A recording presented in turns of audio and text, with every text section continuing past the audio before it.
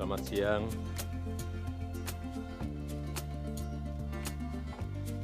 Saya sering mengatakan, sudah sering saya katakan bahwa dunia tidak sedang baik-baik saja.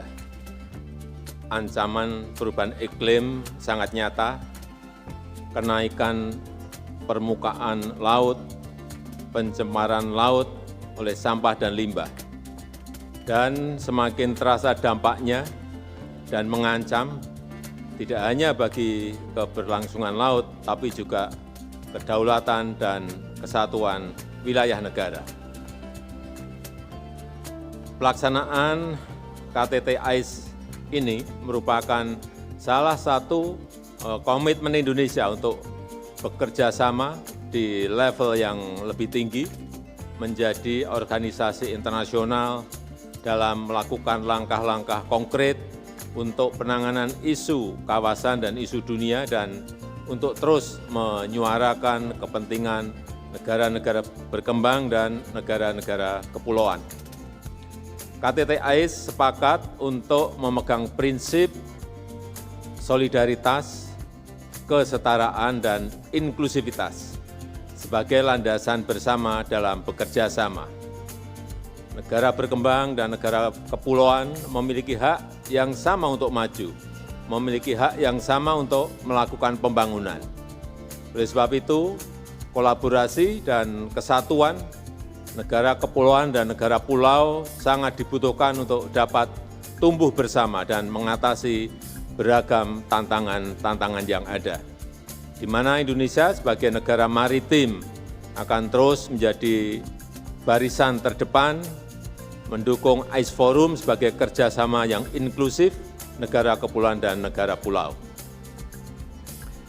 Dan Indonesia juga berkomitmen menyiapkan dana hibah untuk dimanfaatkan terutama dalam mengatasi perubahan iklim dan pengembangan inovasi baru dan tata kelola laut yang berkelanjutan. Berbagai kerjasama AIS juga telah memberikan manfaat yang konkret kepada masyarakat, termasuk bagi masyarakat pesisir melalui pemberian beasiswa, pendanaan riset bersama, pengembangan AIS Blue, Startup Hub, pelatihan digitalisasi UMKM, pengembangan pendanaan inovatif. Selain itu juga memberikan manfaat strategis terkait dengan penghitungan karbon laut dan pelestarian hutan bakau. Bagi Indonesia, laut bukan pemisah, tapi laut justru sebagai pemersatu, laut justru sebagai perekat dan penghubung. Oleh sebab itu di Forum AIS, Indonesia mengajak seluruh negara yang hadir untuk tetap menjaga kesatuan dan kolaborasi walaupun di tengah dunia yang terbelah, karena kolaborasi adalah kunci kemajuan. Demikian, terima kasih.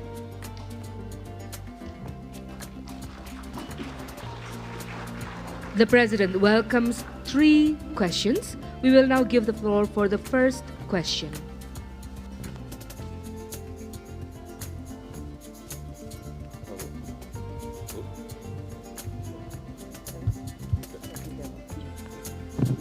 Selamat siang, Pak. Izin, saya Galuh Praba dari TVRI Bali. Dalam pertemuan KTT AIS, Indonesia akan memimpin negara pulau dan kepulauan tentunya untuk bersinergi, Pak, dalam upaya mengembangkan inovasi yang tadi Pak sampaikan untuk mengatasi permasalahan global, khususnya krisis iklim dan sampah plastik. Apa kemudian, Pak, upaya nyata yang akan dilakukan serta manfaat apa yang akan dirasakan masyarakat Indonesia secara langsung? Terima kasih. Now we give the floor for the second Ya, question. mungkin saya jawab dulu aja lah. Saya jawab dulu. Jadi negara kepulauan dan negara pulau ini adalah negara yang paling rentan terhadap dampak perubahan iklim. Sehingga butuh inovasi, butuh teknologi, dan AIS Forum mendorong pengembangan inovasi yang mencakup 4 area kerjasama, yaitu mitigasi dan adaptasi perubahan iklim, kemudian implementasi ekonomi biru, kemudian yang ketiga perlindungan ekosistem laut, dan yang keempat pemajuan tata kelola laut yang baik.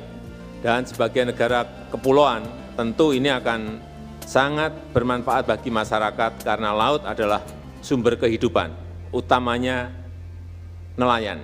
Dan inovasi yang ditemukan dapat kita terapkan. Saya kira yang paling penting itu.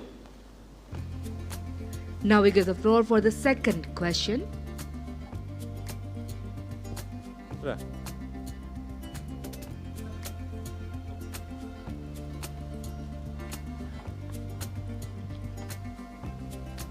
Good afternoon, Mr. President. I'm Ito from NHK Japan. I want to ask about Indonesia's initiative for this forum. Recently, especially Pacific Islands countries, major powers are trying to increase their influence. Amid this situation, Indonesia is as one of the global South leader. How do you view the importance of Indonesia's initiative to strengthen the cooperation among the countries? Thank you.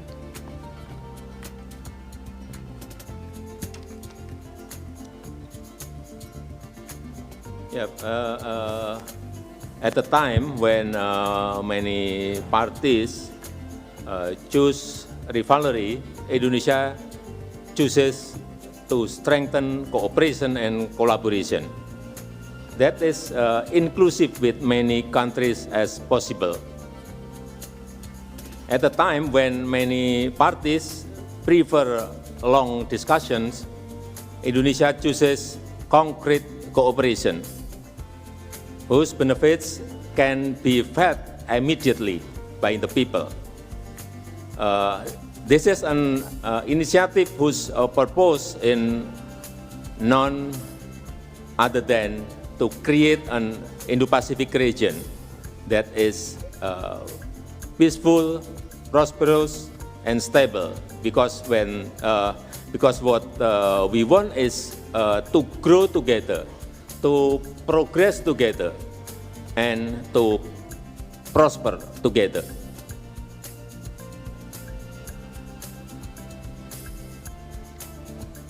Thank you.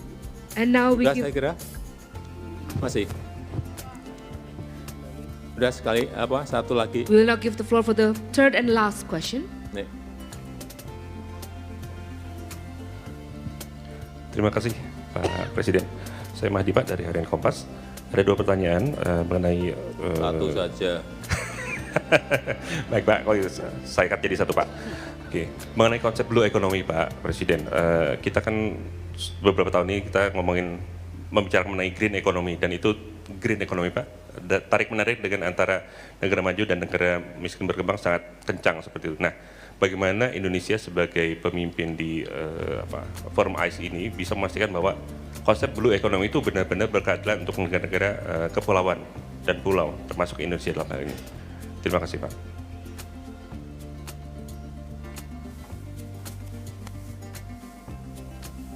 Ya,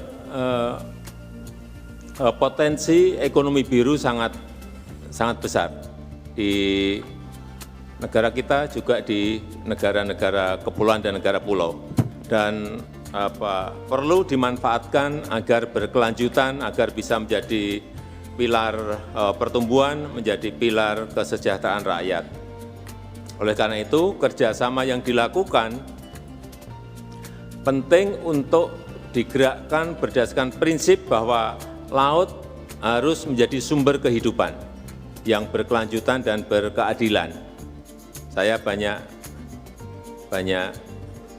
bertanya juga ke negara-negara kepulauan dan negara pulau lainnya, baik Presiden maupun Perdana Menteri, polisi apa yang sudah dilakukan di sana, dan